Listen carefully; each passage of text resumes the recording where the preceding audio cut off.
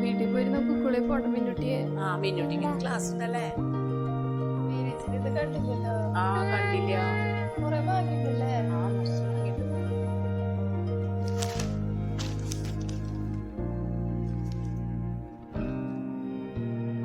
കാല് വന്നിണ്ടാവില്ലേ? വന്നിട്ടുണ്ടാവും.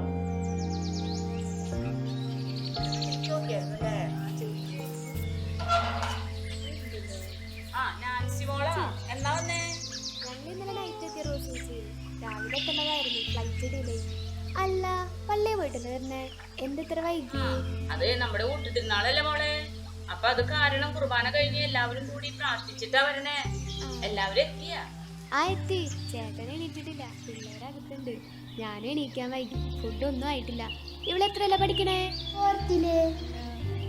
ചൂടില്ലേ? പള്ളിയില് കണ്ടില്ലല്ലോ. അമ്മയ്ക്ക് സുഖമില്ലാന്ന് പറഞ്ഞ് കിടക്കാണ്. ഊട്ടുതിരുന്നാള് കഴിഞ്ഞിട്ടല്ലേ പോണോളൂ മോളെ? ഉണ്ടാവും ചേച്ചി. കോഫി തരാടാ. ബ്രഷ് ചെയ്ത നീ? അപ്പച്ചാ, മധുരം കുറവല്ലേ? കുറച്ച് മതി മോളെ. ചാർജ് തീർക്കല്ലേട്ടോ നീ. എണീറ്റു അല്ലേ? മോൻ ഫ്രഷ് ആയാ? യെസ് അപ്പ. മോളോ? അവള് കിച്ചണിലുണ്ടാവും.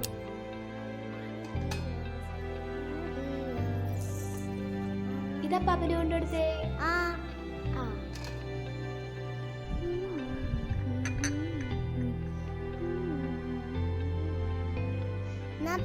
ചായ. അന്നക്കുട്ടി എണീറ്റാ? അവിടെ ഗൾഫിലുള്ളപ്പോ എത്ര മണിക്ക് എണീക്കാ? അമ്മ വിളിക്കുമ്പോ എണീക്കും.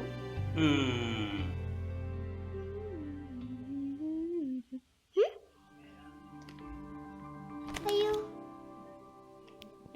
ഇതെന്താ? അപ്പാപ്പ, ഇത് നമ്മളെ പള്ളിയാണോ? അതേലോ. ഇതാരാ? അതാണ് വിശുദ്ധ അന്ന, നമ്മുടെ മാതാവിന്റെ അമ്മ, അതായത് ഈശോയുടെ അമ്മാമ. ആ അമ്മാമയുടെ പേരാണ് അന്ന. ആ പേരാണ് നിനക്കിട്ടിരിക്കുന്നത്. വിശുദ്ധ അന്നമ്മയുടെ. ഇതെന്താ പപ്പ? അത് നമ്മുടെ പള്ളിയിലെ ഊട്ടുതിരുന്നാള്. അങ്ങനെ പറഞ്ഞ എന്താ? അത് നമ്മുടെ അമ്പ് പെരുന്നാള് പോലെ ആഘോഷമായ മറ്റൊരു പെരുന്നാളാണ്. പള്ളിയിലേക്ക് വരുന്ന എല്ലാവർക്കും വെഞ്ചിരിച്ച നേർച്ച ഭക്ഷണം കൊടുക്കുന്നൊരു ക്രമം.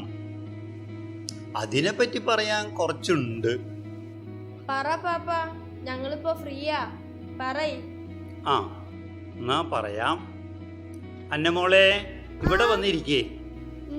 അതായത് 2000 ഇവിടെ ജോസ് സൈനിക്കിൽ എന്ന വികാരി അച്ഛനുള്ള കാലത്ത് നമ്മുടെ പള്ളിയിലെ കേസിമയം ആൾക്കാർ മുൻകൈ എടുത്താണ് ഈ ഊട്ടുതിരുന്നാൾ ആരംഭിച്ചത്. പിന്നെ ലോറൻസ് തൈക്കാട്ടിൽ അച്ഛൻ്റെ നേതൃത്വത്തിൽ നമ്മുടെ പള്ളിമുറ്റം പന്തലിട്ട് ബൈബിൾ കൺവെൻഷൻ ആരംഭിച്ചു.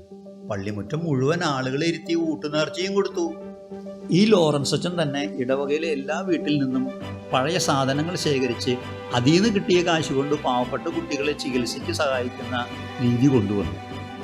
അതിനുശേഷം ജോഷി ആളൂരച്ചൻ വിളമ്പുന്നതിനായിട്ട് ഇടവകയിലെ എല്ലാ ആളുകളെയും ഉൾപ്പെടുത്തി സമയക്രമം വെച്ച് വിളമ്പാൻ ഉത്തരവാദിത്തം ഏൽപ്പിച്ചു.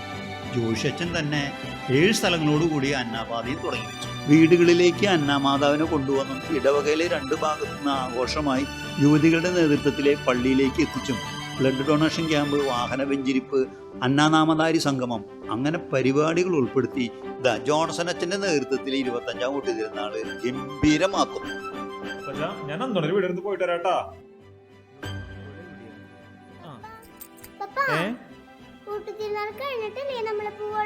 അതിനെന്താ, ഊട്ടുപെരുന്നാളൊക്കെ ആഘോഷിച്ച് അടിച്ചു പൊളിച്ച് നമ്മൾ പോകണം കേട്ടാ. പോരെ? അങ്ങനെ മതി. അങ്ങനെ തന്നെയാ വേണം. ഇരിക്കും.